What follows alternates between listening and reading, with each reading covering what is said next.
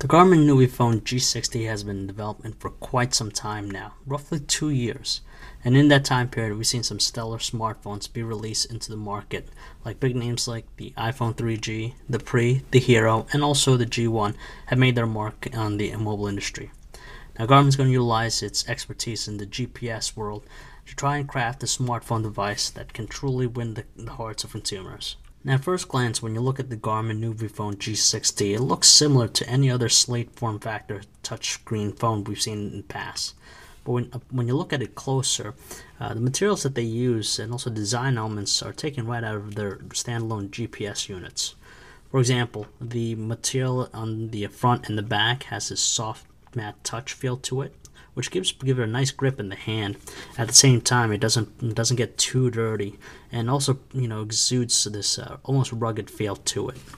And also the screen, same type of material you see on standalone GPS units. It really doesn't get too dirty and doesn't retain that many fingerprints. So that's really nice how they kept the look and feel of a standalone GPS unit with the nuvifone. And as far as weight goes, it's not that heavy, not too heavy actually. It might be a little bit thicker and a little bit longer than other similar phones, but we didn't really have too much of an issue with the overall dimensions. Now the nuvifone G60 might not have an imposing screen. It's actually a 3.55-inch resistive touchscreen, which responds pretty well to the touch. On top of that, it has a resolution of 272 by 480 pixels with support for up to 65,000 colors. Now it's not bad. It might not be as highly detailed as something like a Touch HD or even some other high-end smartphones, but it does a good job of just displaying the correct text, and in addition to that, they utilize a lot of finger-friendly size icons to make it really easy for you. Also in the front, you have your speaker and also your microphone.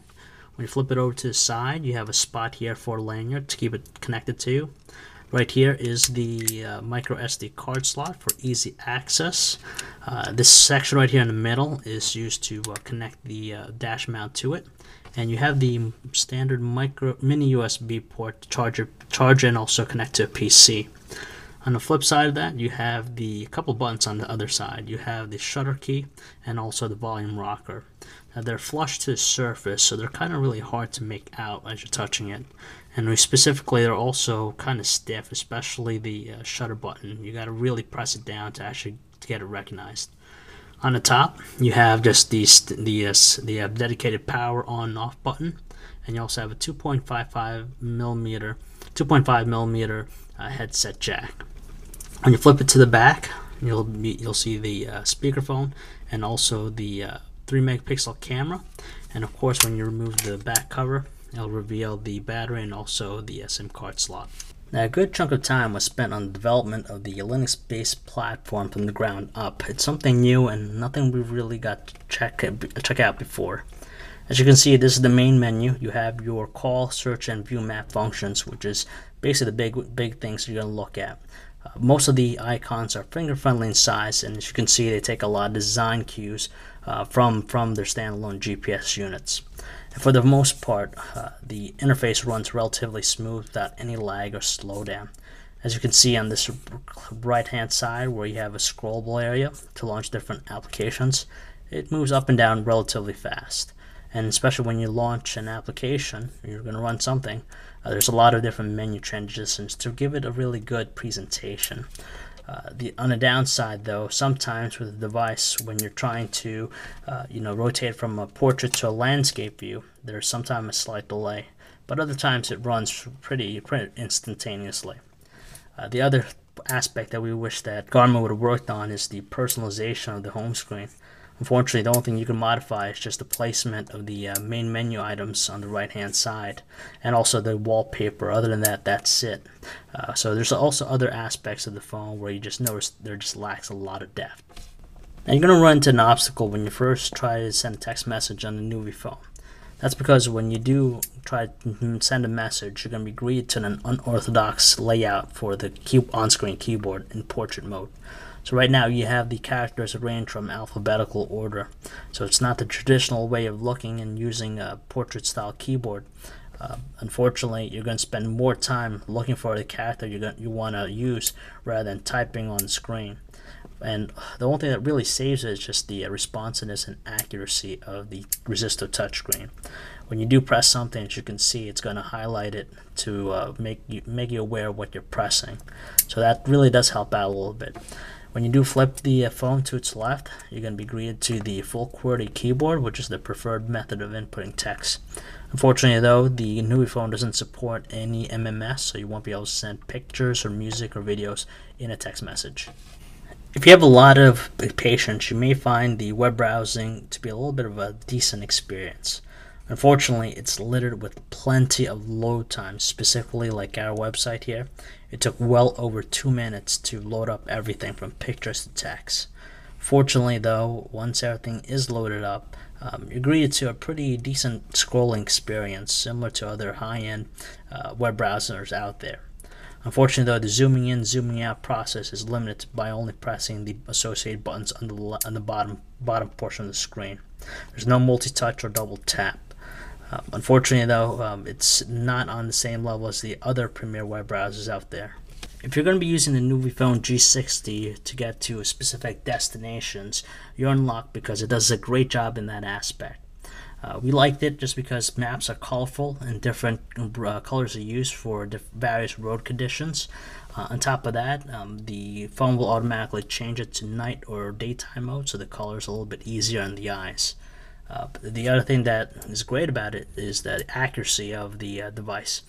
The reason being is that it utilizes a built-in digital compass to help guide it and navigate to specific directions moving towards. So for example, if you missed an exit or you made a wrong turn, the device will automatically reroute you, and it generally took 5 seconds. But as we said, if you're going to be using this to get directions, you're going to have no issues whatsoever with it. On the other hand, the nuvifone G60 only skims the surface of the waters when it comes to the points of interest system when you compare it to even the most basic of Garmin standalone GPS units. Now, the reason why we say that is because when you do want to search for a point of interest near your location, it's only going to look up for things that's obviously close to you.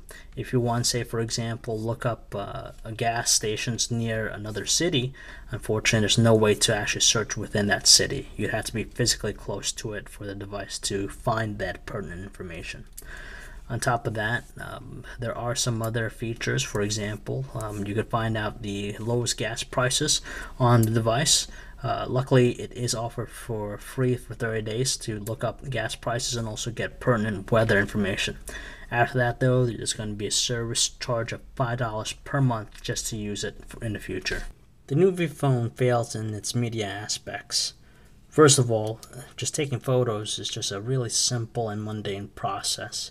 Just like any other autofocusing device, you hold down the shutter button to focus in and then press it all the way to take the shot.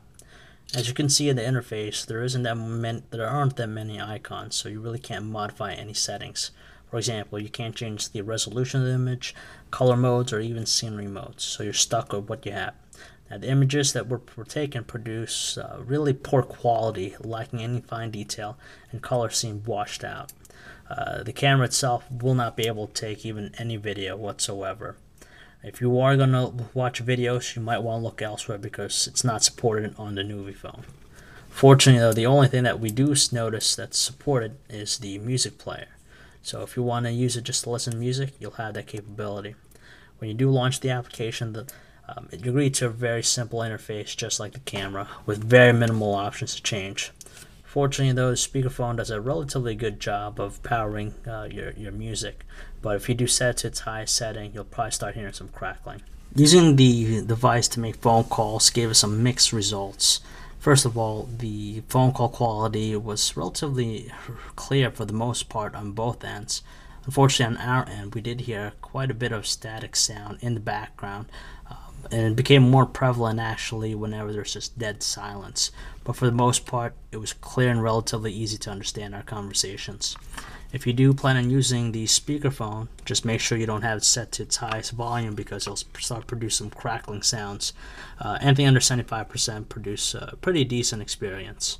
As far as battery life goes, though, we were expected, of course, being a GPS-intensive device, to not really get that much of a good life on the battery. For just one day's use, we managed to get the battery drained all the way down to just 1 bar after using it for mostly phone calls, internet, and also a 60-mile trip using the GPS functions. So in that aspect, just make sure you purchase a car charger because it doesn't come packed with the phone itself. With the nuvifone's arrival, it really placed itself in a tough situation because of other devices that set the bar even higher. If this phone were released a year ago, even a couple years ago, this might have stood out a lot more.